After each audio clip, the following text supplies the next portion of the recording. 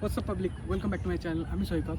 তো আজকে আমাদের ভিডিওর টপিক হচ্ছে আমার বাইক নিয়ে। মেনলি আমার বাইকটা আমি প্রায় অলমোস্ট 6000 কিলোমিটার রান করে নিয়েছি। তো আমার বাইক তোমরা সবাই জানো, টিভিএস রনি, যেটা অলমোস্ট 6000 কিলোমিটার আমি রান করেছি। এবং কেন আমি এই বাইকটা পারচেস করলাম এবং আমার কী রিভিউ ওই বাইকটা নিয়ে, সেটা আমি তোমাদের সাথে শেয়ার করবো, আর কিছু না। তো চলো ভিডিও শুরু করা যাক।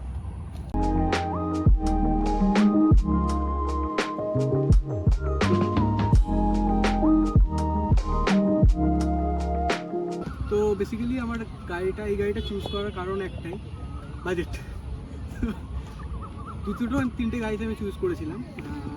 প্রথম আমার ক্লাসিক গাড়ি আমার নেওয়ার টার্গেটই ছিল। তো ক্লাসিক গাড়ির ক্ষেত্রে আমার কাছে অপশন ছিল হান্টার, টিভিএস রনিন, নইলে হিরোর এক্সপালস, যেটা টুরারটা ছিল, kind of classic but not অতটা ভালো দেখতেও না। আর অপশন ছিল হচ্ছে সুজুকির ইন্ট্রুডার, যেটা অত ভালো না, এখন অনেক পুরনো হয়ে গেছে। তো আমার বাজেট হিসেবে আমার কাছে রনিনটা আমার বেশি ভালো লেগেছিলো। তো কেন আমি, এবং তার এক্সপিরিয়েন্স কি আমার রনিনের 6000 কিলোমিটার চালানোর পরে, তো এটা শেয়ার করা যাক। তো প্রথম কয়েকটা আমার পয়েন্টের উপরে আমি বেসিক্যালি অত ডিটেলসে যাচ্ছি না, কারণ ইউটিউবে রাজ্যের ভিডিও পড়ে আছে যে কোথায় কত কিলোমিটার কে চালিয়েছে, কী আছে, ফিচার্স কী, সব কিছু। তো অত কিছুর মধ্যে না গিয়ে কয়েকটা পয়েন্টের উপর দিয়ে আমরা জিনিসটাকে ক্লিয়ার করবো। বেসিক্যালি গাড়ির পারফরমেন্স আমি পার্সোনালি ফিল করছি গাড়ির পারফরমেন্স খুবই ভালো। লং রাইডের ক্ষেত্রে, ট্যুরিংয়ের ক্ষেত্রে, আমি রিসেন্টলি পুরুলিয়া রাইড করে এসেছি আমাদের বহরমপুর থেকে। তো সেক্ষেত্রে আমার কোনো পাওয়ারের ল্যাক কোনো কিছু মনে হয়নি। কমফোর্ট খুবই ভালো ছিল। মেনলি হচ্ছে যে ড্রাইভারের সিটে কমফোর্টনেস, সেটা প্রচণ্ডই ভালো। কিন্তু পিলিয়নে আমার যে পিলিয়ন রাইডার ছিল, যে ভিডিও করছে এখন, সে বলছিল, বা আমিও বসে দেখেছি, যে কমফোর্ট অতটাও ভালো না। হ্যাঁ, লং রাইডের ক্ষেত্রে কিছু কিছু ব্যথা হতো, সেগুলো হতেই পারে, কোমর ব্যথা। তবে অন্যান্য গাড়ির তুলনায় এই বাজেটের গাড়িতে সিটিং খুবই ভালো, কমফোর্ট খুবই ভালো। আর গাড়ির পারফরমেন্স নিয়ে যদি বলি, ইনিশিয়াল টর্কটা আমার অতটা পছন্দ হয়নি। যেহেতু আমার বন্ধুরই হান্টার আছে, আমি ওই ক্ষেত্রে দেখেছি ওর ইনিশিয়াল টর্কটা অনেক বেটার। অনেকে আমার সাথে এতে দ্বিমত করবে, বাট পাওয়ার ঠিক আছে, এতে তুমি পাওয়ারের ল্যাক কোনো কিছু হবে না। এবং কনস, মেনলি কনস হচ্ছে 100 অবধি গাড়ি খুব ভালোভাবে ক্রুজিং করা যায়। 90, 80, 100 তুমি আরামসে ক্রুজিং করতে পারবে। কিন্তু 100-এর উপরে যখনই যাচ্ছি, 110, আমি 120 ছুঁয়েছি, 110, 105-এ যাওয়ার পরে মনে হচ্ছিল 6 গিয়ারটা খুব প্রয়োজন, যেটা এই গাড়িতে নেই। এটা একটা আমার লেগেছে। তবে যেহেতু গাড়িটা বানানোই হয়েছে ট্যুরিংয়ের জন্য, হাই ক্রুজিং করার জন্য, তো মানে রিল্যাক্সে যাও, মেনলি সোফায় বসে গাড়ি চালাও, বুঝছেন? তো সেই ক্ষেত্রে ওই অত হাই স্পিডে, তো স্পোর্টস বাইক না যে অত হাই স্পিডে কেউ চালাবে, তো ঠিক আছে, ক্রুজিং স্পিড তুমি এনাফ, মোর দেন এনাফ। সিটিতে বলো বা হাইওয়েতে ঠিক আছে, তুমি আরামসে গাড়ি হ্যান্ডলিং বিশালই ভালো, স্মুথ, তুমি আরামসে বের করে নিতে পারবে। মেনলি যে গিয়ার, অনেকে বলছে যে গিয়ার সেন্সারে নাকি প্রবলেম দেখা যাচ্ছে। আমার এখনও গিয়ার সেন্সারে সেরকম কোনো প্রবলেম দেখা যায়নি। 6000 কিলোমিটার রাইড প্রায় কমপ্লিট আমার, তো গিয়ার সেন্সারে কোনো তেমন প্রবলেমই আমি পাইনি। স্মুথ আছে গিয়ার, প্রচণ্ড স্মুথ। ক্লাচ খুবই স্মুথ। তো নেক্সট যে পয়েন্টের উপর আমরা আসছি, সেটা হচ্ছে রিলায়েবিলিটি গাড়ির। আমি তো আপাতত যা দেখছি যে গাড়ির রিলায়েবিলিটি খুবই ভালো, কোনো প্রবলেমই নেই, গাড়ি আরামসে চলছে, খুবই ভালো। যদি প্রথম দিন কেনার পর সেকেন্ড দিন যে প্রবলেমটা হয়েছিল, গাড়ি ওরা অত ভালো করে টেস্ট করে দেয়নি। আমার লাইটের কানেকশন পুরো বন্ধই হয়ে গেছিলো, সব কিছু একদম বন্ধ। গাড়ি অন হচ্ছে, গাড়ি স্টার্ট হয়ে চলেছে, কিন্তু কোনো রকম মিটারে কোনো কিছু আসছে না, কিছুই আসছে না। তারপরে ওরা চেঞ্জ করে পরে চেক করে দিয়ে দিয়েছিল, যাতে তারপরে আর থেকে কোনো প্রবলেম হয়নি। আরেকটা জিনিস গাড়িতে যেটা আমার খুব ভালো লেগেছে, এবং যে টপিকটার উপর নেক্সট আলোচনা করবো, সেটা হচ্ছে গাড়ির ফিউল এফিসিয়েন্সি খুবই ভালো। আমি পুরুলিয়া রাইড করেছি, যে মাইলেজ পেয়েছি খুবই ভালো। হাইওয়েতে 40-45-এর উপরে আমার মাইলেজ গেছে। আর সিটিতেও আমি রাইড করি, সিটিতেও 30-35 অ্যাবভ থাকে। তো মাইলেজ, ফিউল এফিসিয়েন্সি নিয়ে কোনো কথা হবে না। 225 সিসির গাড়ি, তোমরা সবাই জানো যে এর থেকে বেশি এক্সপেক্ট করা উচিত না।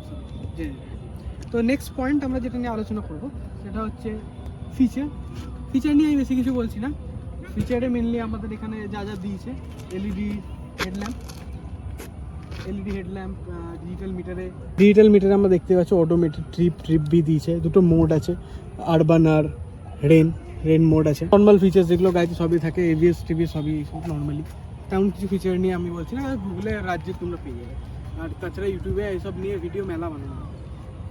ওকে, নাও বিল্ড কোয়ালিটি নিয়ে আমার কিছু কথা বলার আছে।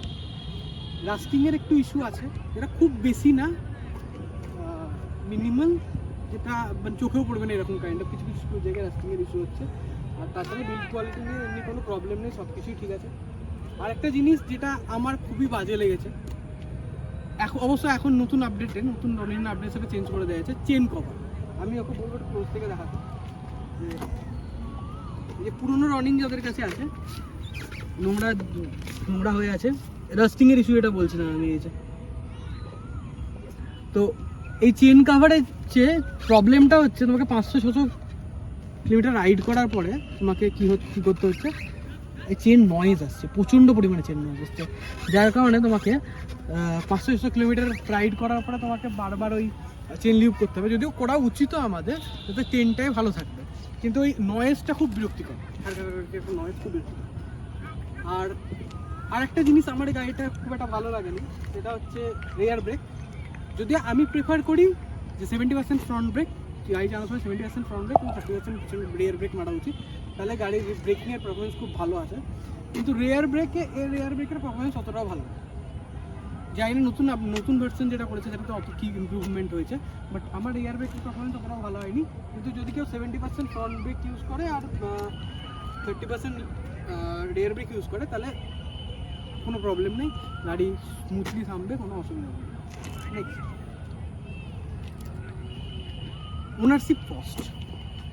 ওনারশিপ কস্ট খুব একটা নেই, মেনটেন্যান্স কস্ট খুব একটা নেই, একদমই নাই।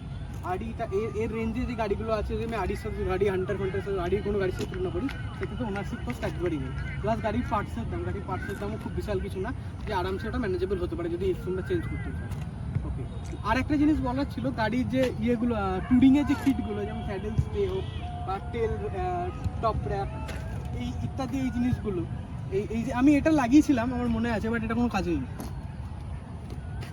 এটা কোনো কাজে নেই, এটা যখন লাগিয়েছিলাম পরে বুঝতে পারলাম এর থেকে স্যাডেল স্টে লাগানো, লাগানো, কী বলবো ওটাকে, ক্র্যাশ গার্ড লাগানো অনেক বেটার। তো আর এই যে অপশনস তোমাদের কাছে, স্যাডেল স্টের অপশনস খুব কম, টপ ব্যাকের অপশনস খুব কম, আফটার মার্কেট কিছু পেয়ে যাবে, বাট কোম্পানিরগুলো আমার খুব একটা পছন্দ না, কোম্পানির একটাই অপশনস আছে। তো লাস্ট যেটা হচ্ছে আমার পার্সোনাল এক্সপিরিয়েন্স, রনিন নিয়ে আমার পার্সোনাল এক্সপিরিয়েন্স, আমি স্যাটিসফাইড কাইন্ড অফ, কারণ চালিয়ে বিশাল আরাম, যেটা আমরা চাই, যে সিটি রাইডেও খুব স্মুথলি বেরোবে গাড়ি, হাইওয়েতেও ভালো পারফরমেন্স করবে, সেক্ষেত্রে আমার কোনো কমপ্লেন নাই। কমপ্লেন যেগুলো ছিল তোমাদের বললাম, ওই চেন নয়েজ আর রেয়ার ব্রেকের ইস্যু আর রাস্টিং। প্রো 2 লাখ, অলমোস্ট 2 লাখের কাছাকাছি বলছে, 185 বেস ভেরিয়েন্ট যদি হয়, এবং তুমি আনস্ক্রিপ্টেড বলে কুচবি চিপকি দিবে, সেটা তো না। তো রাস্টিংয়ের ইস্যুগুলো একটু বেটার হলে, সলভ হলে খুব ভালো হয়। বাট যেহেতু পার্টসের দাম কম, সেহেতু ঠিক আছে, চেঞ্জ হয়ে যেতে পারে, কোনো অসুবিধা নেই, অত চাপ নেই। এই হচ্ছে আমার পার্সোনাল এক্সপিরিয়েন্স রনিন নিয়ে, আমার খুব পছন্দের গাড়ি। That's it for the day. তো ভিডিওটা ভালো লাগলে সাবস্ক্রাইব করে দিও, চ্যানেলে লাইক করে দিও, বন্ধুদের সাথে শেয়ার করে দিও। তো sign up for today, good by.